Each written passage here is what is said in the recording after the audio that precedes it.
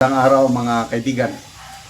Bigyan natin ng reaction, opinion itong post. Facebook reel posted by Governor Luis Chavit Singson. Pahayag niya ito tungkol sa pagsasak walang bahala ng palasyo, yung testimony ng mga 18 ex-marines, delivery ng maleta. Kasi sabi ni Auntie Claire, lousy script daw, gawa-gawang kwento lang. Nako, nagbabala po si Governor Singson, ito na, magpapabagsak sa Marcos family, sa administrasyong ito. Pakinggan natin siya. Kung hindi aalis si Marcos, wala na mangyayari sa ating. Ang claim ng Malacanang sagot, suitcase claims versus Marcos, lousy script. Sir, you're wrong. This is a serious accusation against your family. Sobra na po ang korupsyon ng ating bansa. Hindi po biro ito. Ang utang natin ngayon, 17,800 trillion. At ang binabayaran natin taon-taon, 2 trillion plus. Serious po ito. Kung hindi aalis si Marcos, wala na mangyayari sa ating bansa. Mahuhuli rin. Bakit kanyo? Napakaraming involved. Lahat halos mga opisyal natin involved sa corruption dito. I repeat, this is a serious accusation against the family of the President. And this will cause the downfall of Marcos. Ang liwanag. Palagi siya sabi, tagdala kay Martin Romualdez, hindi imbestiga ng Presidente. Bakit hindi? Kasapot siya eh. Ang liwanag po ang nakawag ngayon. Tuloy-tuloy pa rin ang pagnanakaw ng kabayan ng bayan. Walang iba ang mastermind, hindi dalawa lang. Martin Romualdez, Bongbong Marcos. Nakikiusap po ako lahat sa ating mga kababayan. Tutukan po natin ito. Totoo po ito. Mali-maleta, deliver sa mga opisyalis natin. Pinamumunuhan mismo ni Bongbong Marcos. Sobrang bagsak ang ating ekonomiya, sobrang bagsak ang foreign investment. Hindi na mga pagtama, anong income ang gawin natin, hindi natin kayang bayaran lahat ng inuutang nila. So totoo po ito, politiko, suportahan natin ang mga bagong bayani natin, mga ex-marines. Mga marines ang mga pagbabago ng political history ng Pilipinas.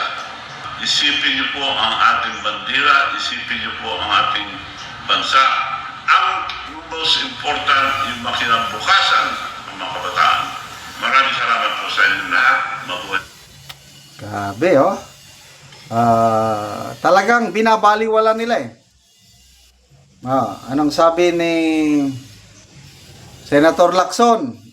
Kulay politika daw, destabilization daw, pinapaimbestigan ang 18 nagsalita, sinisira ang kredibilidad. So, nasa kanila. Narinig nyo naman yung sinabi ni former Governor Singson, this will cause the downfall of Marcos. Tingnan natin anong mangyari. Depende sa taong bayan yan. Dami ng sino ba ito? Dalawa, Congressman Erese. Sabi niya, anong nangyari sa idol ko, Senator Lacson? Kasama ka na ba sa cover up? Sabi ni Senator Marcoleta, kay Lacson din, sino bang pinagsisilbihan mo? Ang taong bayan o ang mga taong pinagtatakpan mo? Mga ganon. Talaga naman. So, salamat po, former Governor Chavit Singson. Magbasa lang ko sa mga comments. Big Disipida, we need another people power. Manong Chavit, pwede ka ba mamuno? Di lang, ledled, di lang po flood control, lahat ng ahensya po ng gobyerno ninanakawan lahat. Yes, yan din ang perception ko. Perception lang ito, opinion. Hindi lang DPWH, lahat ng ahensya ng gobyerno. Example, Department of Agriculture. Nandyan ang mga ghost farm to market roads. Sa AFP, although in fairness sa AFP, hindi nila kasalanan, yung 15 billion na pundo, tawag nila TICAS program, Tatag Infrastruktura para sa Seguridad. Pagpapatayo pundo, magpapatayo sana ng mga barracks, training facilities para sa welfare ng ating kasundaluhan. Na paldo-paldo, na nagkapalpak-palpak. Although ang DPWH na naman ito ang may kasalanan kasi silang nag-implement. Ulitin ko, hindi kasalanan ng armed forces, sila ang biktima. DepEd, sinasabi ni BP Sara noon pa na ang mga kongresista, sila nang nag-control sa budget ng DepEd when it comes to classroom construction. Kaya ang dami nating backlog sa classroom ngayon. Hanggang na-booking last year, pinagmalaki ng Pangulo ang kanyang mga nagawang classroom. Yung pala, last year, 22 classroom lang ang natapos. Bakit?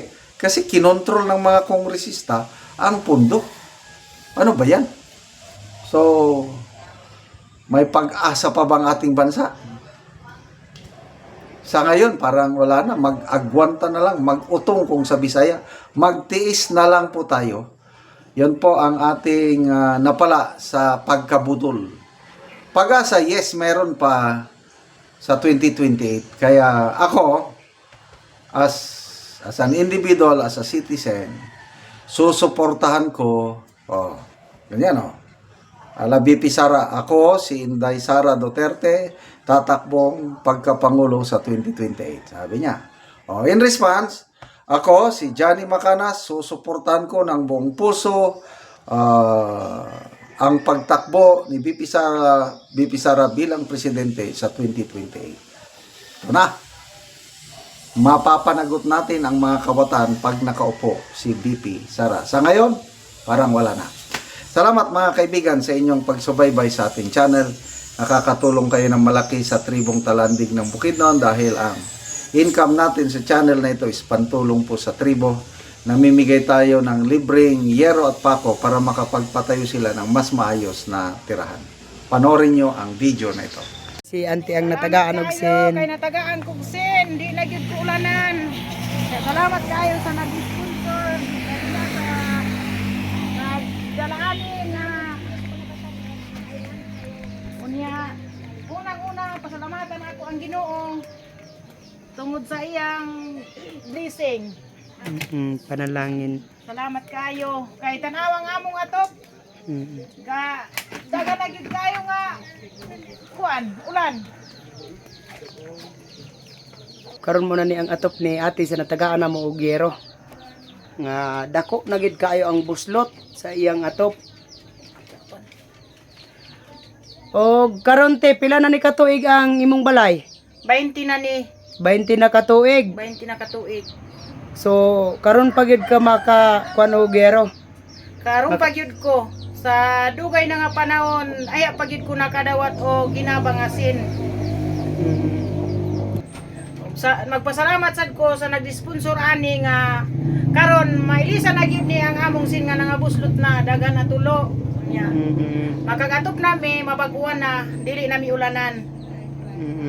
Pila ka bukang imong anak te? Kuan 8. 8 tanan ang imong Ay anak. 8 mi tanan diri unom ang akong anak. Unom ang imong anak. Mm. So 8 mo tanan. Oh, so wala pa imong anak te nga nakapamilya. Na isa mao ika unom nga akong anak. Ay pila mo nga na kuante, pila nga Edad 43 na ko. 43 na ka. Mm. Oo. So kuan gid ti ang imong balay buslot na gid kaayo. Kung ulan, di na gyud mi pagkakuanani kung ulan kay ang among kuan abo ga kuanan ra ganit na namong palangana aron nga dili lang magkuan ang tubig. So salamat kayo te. Sa nag-sponsor. Unang-una akong pasalamatan ang Ginoo